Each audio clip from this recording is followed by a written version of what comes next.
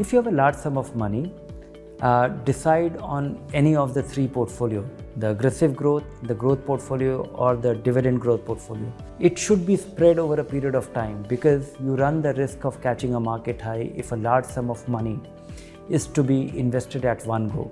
Because if you invest at one go, you are investing today, and if the market corrects by 10%, 15%, it will be very unnerving, and more so in case of equity.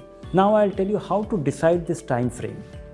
Invest in half the time it has taken for you to earn that money, or a maximum of 3 years. Because if you are looking at your retirement benefit, your superannuation benefits, then it doesn't, then half the time period it has taken for you to accumulate will be 10 years, 12 years, 15 years. That is too long a period. You can't wait to invest in the market for that long. Invest every month on any specific day by using investment planner and choosing that portfolio that you like. And don't miss on this discipline, because your discipline is just as important as all our work.